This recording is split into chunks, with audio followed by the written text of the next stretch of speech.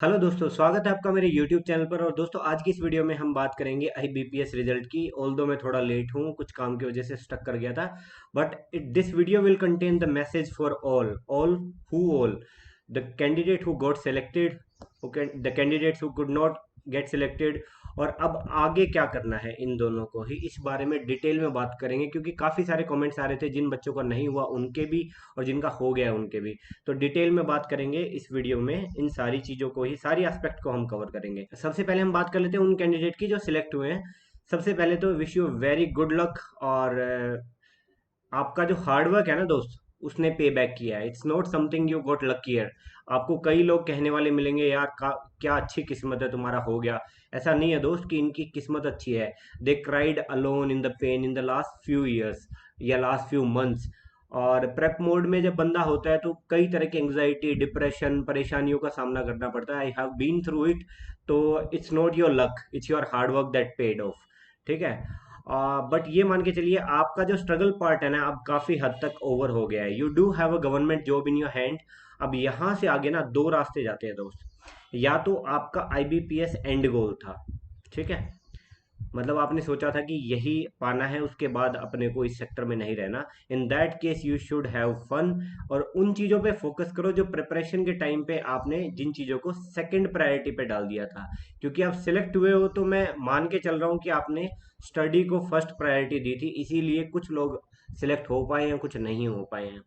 और उन चीजों को achieve, rest of those things which you wanted in life, other than study, other than job, other than your career things, बाकी जो चीजें जो सेकेंडरी हो रखी थी उनके ऊपर फोकस करो, उनको अब अचीव करो। बट दूसरा तरीका ये है कि if IBPS was your transitional goal, मतलब कि आपको ये करना नहीं है, बट यहाँ से जाना था आपको, कि फॉर द टाइम बिंग आपको ये करना था, और एंड गोल इनमें से कुछ है आपका, मान लो SBI है, RBI है, SSC है, या स्टेट PCS है, या UPSC है, या कोई और मिसलेनियस गोल है आपका, कोई एडवेंचरिस्ट गोल है कि कुछ और करना था, बट आपको जॉब चाहिए थी for the sake of the society and for the sake of your career. वो जो भी हो सकता है, मैं उसके ऊपर नहीं जाना। तो वो जो एंड गोल है ना, अब उस पे काम शुरू कर दो। देखिए, 10 एक दिन का ब्रेक ले लो, 5 दिन ऑलरेडी हो चुके हैं, तो 5 एक दिन का और ब्रेक लेके और back to battle battle ground में आ जाओ आप। प्लान करो, जो भी चीजें आपको अचीव करनी है स्ट्रेटेजाइज करो। और ये उन कैंडिडेट्स पे भी लागू होती है जिनका नहीं हुआ है, उनके ऊपर भी ये पॉइंट काफी हद तक लागू होंगे। और आने वाले टाइम में काफी वीडियोस आने वाली हैं जिनमें मैं बताऊंगा कि प्रेपरेशन अगर आप जॉब के साथ करना चाह रहे हैं तो कैसे होगी, और आपको क्या कुछ करना पड़ेगा, ठीक है। और इससे रिलेटेड काफी सारा कंटेंट आएगा, बट अब डिटेल में नहीं जाते हैं। डिटेल में बात करते हैं उन कैंडिडेट की जिनका नहीं हुआ है, क्योंकि मेजोरिटी जो क्राउड है वो डिसअपॉइंटेड है। तो उनके बारे में बात करना हमारा एक मॉरल ड्यूटी है ये, और करना भी चाहिए, आपको भी करना चाहिए। जिनका सिलेक्शन हुआ है तो आपको दूसरों के साथ ऐसे प्रिटेंड नहीं करना चाहिए आप जैसे पता नहीं कौन से नवाब हो गए और वो पता नहीं कौन से गुलाम हो गए। देखिए, सबसे पहले तो 3 magical words, don't give up. देखिए दोस्त, जीवन का ना एक फंडा बना लो, ये वर्ड ना अपनी डिक्शनरी से हटा दो। जितना जल्दी हटा दोगे ना ये वर्ड, उतना ज़्यादा बेहतर होगा आपके लिए। अब बात है कि इस डिसअपॉइंटमेंट में आप छोड़ सोच रहे हो कि मैं जो प्रिपरेशन जो है छोड़ देता हूँ या छोड़ देती हूँ। यार दोस्त, उस रीजन पे जाइए जब आपने ये तैयारी शुरू करी थी, क्यों शुरू करी थी। वो रीजन आपके अलग हो सकते हैं, मेरे अलग हो सकते हैं, किसी और के कुछ और हो सकते हैं। क्या वो अचीव हो गया है? No, that has not been achieve. क्योंकि एंड गोल अगर आपका ये जॉब लेना था तो वो जॉब आपके हाथ में नहीं है। मॉरल ऑफ द स्टोरी ये है। तो दोस्त, कोई मैटर नहीं करता how many attempts you give for that. No reason is good enough to quit. अगर आप ये कह रहे हो कि जी मेरी सेकंड अटेम्प्ट थी, थर्ड अटेम्प्ट थी, तो मैं नहीं हुआ, तो अब तो मेरे को छोड़ देना चाहिए। देखिए, अगर आपने डिसाइड किया था कि जॉब लेनी है तो लेनी है। अगर इससे बेटर गोल अगर आपके पास लाइफ में अब कुछ है कि भाई ये नहीं हुआ, कोई दिक्कत नहीं, कुछ बड़ा अचीव करेंगे, तो ठीक है, वो कर लो, कोई दिक्कत नहीं है। बट इससे नीचे के लिए सेटल डाउन हो रहे हो सिर्फ इसलिए कि 3 अटेम्प्ट में नहीं हुआ, मत करो यार। हिस्ट्री भरी पड़ी है उन लोगों के एग्जाम्पल के साथ जिन्होंने अपनी फर्स्ट बैटल हारी, सेकंड बैटल हारी, थर्ड बैटल हारी, बट अल्टीमेटली जो फाइनल वॉर था ना, वो जीत गए। किसी भी हिस्ट्री में किसी भी एग्जाम्पल को उठा के देख लो, किसी कंट्री को, किसी पर्सनैलिटी को, किसी कंपनी को, पहले उनको ना डिफीट फेस करनी पड़ती है। और जब डिफीट फेस करते हो ना, तभी आपको एक्चुअल मीनिंग पता चलता है सक्सेस का। जिनको बहुत शैलो लेवल पे सक्सेस मिल जाते हैं ना, बहुत जल्दी फेल हो जाते हैं लाइफ में। तो आप अगर एक दो तीन अटेम्प्ट देके सोच रहे हो कि बहुत हो गया अब नहीं, ना ना ना ना, ऐसा कुछ भी नहीं है। बहुत सारे लोग ऐसे हैं एसएससी यूपीएससी बैंक में भरे पड़े हैं, जो लास्ट अटेम्प्ट में उन्होंने टॉप 10 में गए हैं वो लोग। क्या होता है ना कि हर बार अगर नहीं हो रहा है तो कुछ बेसिक मिस्टेक कर रहे हो आप। मेहनत में आपकी कमी नहीं है, हार्डवर्क आप बराबर कर रहे हो, तो कौन सी वो मिस्टेक है वो आपको ट्रेस आउट करनी है। आपने बहुत ज्यादा मेहनत करी है, आप अपने आप को ये बता रहे हैं, but maybe someone did more hard work than you. आपसे ज्यादा मेहनत करने वाले लोग मार्केट में थे, और वो आज जैसे आप बुरा फील कर रहे हो, यू मस्ट हैव क्राइड, तो वो पिछली बार आपकी पोजीशन में थी जिनका आज सिलेक्शन हुआ है। अभी आपको लग रहा है कि यार वो लकी हो गए, नहीं वो लकी नहीं हुए दोस्त, वो भी वही फेज में से गुजरे हैं जिसमें से आप गुजर रहे हो। तो ये कह सकते हो कि अगर वो उसी फेज से निकले और आप वहीं खड़े हो, तो कल को आप भी सिलेक्शन लिस्ट में होगे, फॉर श्योर होगे। बट क्विट कर दिया तो कोई चांस ही नहीं है ना दोस्त। मैं अपनी लाइफ से बता सकता हूँ दोस्तों, आपकी लाइफ का नहीं पता। मैं सिर्फ ये काम नहीं करता, चाहे जो मर्जी काम कर रहा हूँ मैं जीवन में, ये काम नहीं करता। मेरी डिक्शनरी से मैंने ये शब्द ना उखाड़ के फेंक दिया है। क्विट करना कोई चॉइस होती ही नहीं है। जब तक इसको चॉइस में रखोगे ना, तो हमेशा यही पॉपअप करेगी, ह्यूमन नेचर है, हम इजीएस्ट ऑप्शन के ऊपर जाते हैं। और आपके लिए आज सबसे आसान ऑप्शन है क्विट करके और मूव ऑन कर जाना। Don't do it. मैंने प्लान चेंज किए हैं, स्ट्रेटजीज चेंज करी हैं, इवन इन सम केसेस मैंने गोल्स भी चेंज किए हैं, बट क्विट नहीं किया दोस्त। और यकीन के साथ बता रहा हूँ दोस्त, I never lost in anything that I desired for और आई वर्कड हार्ड फॉर। ऐसा कभी नहीं होता। और बहुत सारे लोगों को जानता हूँ मैं, जिन लोगों ने क्विट नहीं किया ना, वो जीत के निकले हैं। अब आप यूं मान के चलो, ये पूरा समुद्र था, यहाँ तक आ गए और ये एंड गोल था, यहाँ पे क्विट कर जाओगे तो आप जज नहीं कर पाओगे सक्सेस के कितने नजदीक थे। वो तब जज कर पाओगे जब आप उसको पालोगे। तो ये मत करो। हाँ, मैं मानता हूँ लक मैटर करता है दोस्त।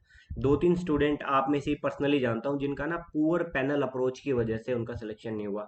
रिटर्न में अच्छा स्कोर था, इंटरव्यू में पता नहीं कौन से ही हाइपोथेटिकल क्वेश्चन लेके बैठ गए। हर किसी का नहीं कह रहा, किसी में पूजा वूजा का कुछ पूछ लिया उन्होंने, रिलीजियस बिलीफ के ऊपर पूछ लिया। देखिए ये चीजें मैटर करनी चाहिए, I am not the one two जज द पैनल, बट स्टिल उनको वो चीजें पूछनी चाहिए जो डेली लाइफ में आपको काम आने वाली हैं, जिनसे आपकी इंटेलेक्ट, जो इंटेलेक्चुअल कैपिटल है, वो जिनसे जज हो सकती है। But again, we are not the one, the right one.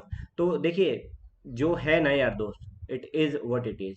ठीक है, उस चीज के बारे में कोई फायदा नहीं है जिसको आप चेंज नहीं कर सकते हैं।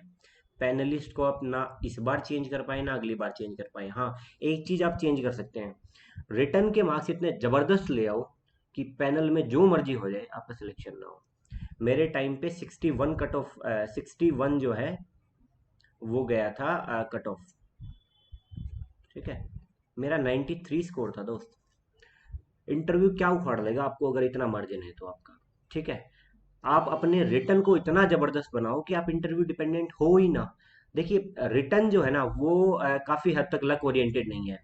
थोड़ा सा इंटरव्यू को कह सकते हो कि वो लक ओरिएंटेड हो जाता है। बट आपने यहाँ पे इतना ज्यादा उखाड़ लो ना यार, कि यहाँ इंटरव्यू तक जाते जाते जरूरत ही ना पड़े। और दूसरा, आपके पास भी दो रास्ते हैं। कौन से दो रास्ते हैं? जिन लोगों का नहीं हुआ है उनके लिए बोल रहा हूँ। कौन से दो रास्ते हैं जी आपके पास? देखिए, सबसे आसान रास्ता है गिव अप कर दो, and then feel rest of your life like a loser.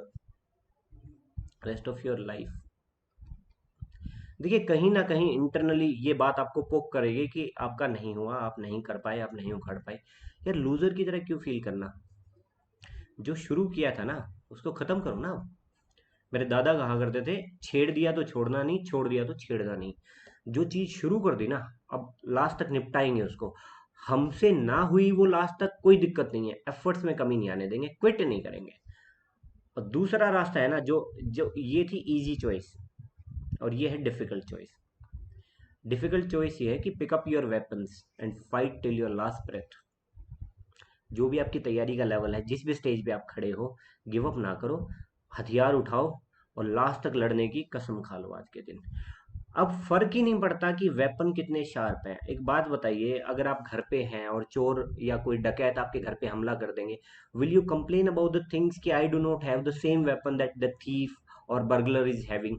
नहीं करोगे ना। हाथ में जो चाकू छुरी पेन जो हाथ में मिल गया उसी से अटैक करोगे, because now it's your thing which is at the stake. वो डाकू जो आया है उसके कोई फर्क नहीं पड़ने वाला, कल कोई दूसरा घर लूट लेगा।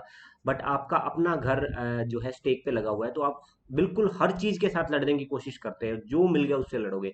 तो सेम थिंग यहाँ होनी चाहिए। आपकी प्रिपरेशन का जो फेज है, जो वेपन्स है, उन्हीं के साथ शुरू करो। कितने शार्प हैं, कितने बढ़िया हैं, कितने एडवांस है, कोई फर्क नहीं पड़ने वाला। It's not about the weapons, it's about the spirit. आपने देखा होगा कई बार क्या होता है, कोई भी गेम लगा लो, कोई भी चीज लगा लो, कोई भी मतलब स्टार्टअप दुनिया में लगा लो, कुछ लोगों के पास रिसोर्सेज नहीं होते बट वो अचीव कर जाते हैं। क्यों? क्योंकि it's not about the things you are having, it's not about the resources, it's about the spirit. Spartans के बारे में सुना है कभी? मूवी देखना आज आराम से, एक अच्छी मूवी है, 300 के करके इस नाम से है। स्पार्टन्स की स्टोरी है। वो जीते नहीं थे। सिक्स सिख जो कम्युनिटी है ना, वो अपनी जीत के लिए नहीं जानी जाती है, वो अपनी फाइटिंग स्पिरिट के लिए जानी जाती है। स्पार्टन्स अपनी जीत के लिए नहीं जाने थे, वो फाइटिंग स्पिरिट के लिए जाने जाते हैं। विक्ट्री इंपॉर्टेंट नहीं है दोस्त, स्पिरिट इंपॉर्टेंट है। अगर उसके बाद भी आप हार जाते हो ना, तो मेक दैट डिफीट रिमार्केबल। ये हारे थे, और कई जो फाइट्स हैं वो सिक्स ने हारी हैं, but it doesn't matter, it's about your fighting spirit. Ultimately लोग कहेंगे क्या लड़ा है यार बंदा, मजा आ गया। आपको खुद को लगेगा यार आपने अपना बेस्ट दे दिया। तो डू इट दैट वे कि आपको हार में भी मजा आए। रंग दे बसंती मूवी में एक ना डायलॉग था कि जिंदगी जीने के ना दो ही तरीके होते हैं, या तो जो हो रहा है उसको बर्दाश्त कर लो, तो एक्सेप्ट कर लो कि यू आर ए लूजर, या फिर बीड़ा उठाओ इसको चेंज करने का। और चेंज करने का बीड़ा कैसे उठाओगे? इसको जो शुरू किया ना उसको निपटाओ, फोड़ो इस पेपर को, उसके बाद करनी है करना, नहीं करनी मत करना। आज आप ये नहीं कह सकते कि आपने तैयारी छोड़ दी, स्विच कर लिया, बैंकिंग मेरे को इतना चार्मिंग नहीं लग रहा। Nobody will believe you, nobody will, even आपको खुद को बिलीव नहीं होगा अपनी कहानी के ऊपर। ठीक है, history will remember your last achievement. आप फर्स्ट अटेम्प्ट में आपके साथ क्या हुआ, सेकंड में क्या हुआ, थर्ड में क्या हुआ, कोई नहीं पूछने वाला।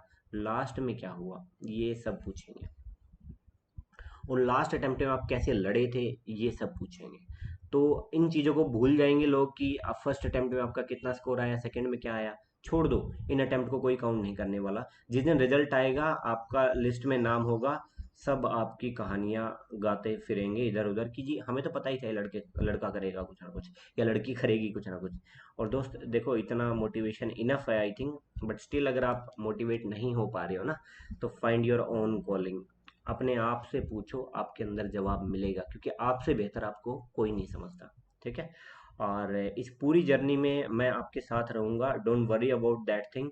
और आप जो भी डिसाइड करो, वी विल अचीव इट। ठीक है, अब मुद्दे पे आते हैं थोड़ा। अगर आप सेलेक्ट नहीं हुए तो यहाँ पे ना दो कैटेगरीज आती हैं, या तो आप 4-5 मार्क्स से रह गए हो फाइनल में। ठीक है, तो यूं समझ लीजिए ये पूरा समुद्र था, आप इधर बैठे थे, इधर यहाँ पे मान लो आपका गोल था। ठीक है, आप यहाँ तक आ गए हो, यहाँ तक, यहाँ समझ रहे हो, फिनिशिंग लाइन बची हुई है, बस फिनिशिंग मार्जिन बचा हुआ है। आप फेंसीज पे बैठे हुए, बिल्कुल कोने के ऊपर बैठे हो, थोड़ा सा और पुश करो and you will be in. थोड़ा सा और पुश करो, गोल अचीव कर लोगे आप लोग बिल्कुल। मतलब आपकी स्ट्रेटजी सही है, आपका प्लानिंग सही है, सब कुछ सही है, थोड़ा थोड़ा पॉलिश करो चीज़ों को, और आपका सिलेक्शन नेक्स्ट ईयर हो जाएगा। But there is a second category जिनके 4-5 मार्क्स से ज़्यादा से रहे हैं फाइनल में। 4-5 में भी आप 3-4 कह सकते हो इनको, इनको मतलब 3 से 5 कह सकते हो। वो थोड़ा बहुत आप अपने मार्क्स से जितना दूर होते जाओगे, उतनी ही आपकी प्लानिंग स्ट्रेटजी में थोड़ी सी गड़बड़ है। Rework on your planning, hard work आपने किया होगा, I am sure about that thing, planning में थोड़ी सी कमी है। सेक्शनली चीज़ों को उठाओ, ऑन द होल पेपर को मत उठाओ। मान लो ये पेपर है, इसको 4 पार्ट में डिवाइड कर लो। अब आप अपने आप को देखो, आप यहाँ वीक हो, यहाँ वीक हो, या यहाँ वीक हो, या फिर यहाँ वीक हो। ठीक है, और डिटेल वीडियो ना इसके ऊपर एक आने वाली है, जिसमें अपन सेक्शनली बात करेंगे कि इस सेक्शन को कैसे इम्प्रूव करना है, इस सेक्शन को कैसे इम्प्रूव करना है, और अपनी ना वीकनेसेस को चार्ट आउट करो। ठीक है, इम्प्रोवाइज करो, अपनी परफॉर्मेंस को चेक करो। और पूरी ना एक वीडियो आने वाली है 2023 की, जितने भी वैकेंसीज है उनको कैसे प्लान करें।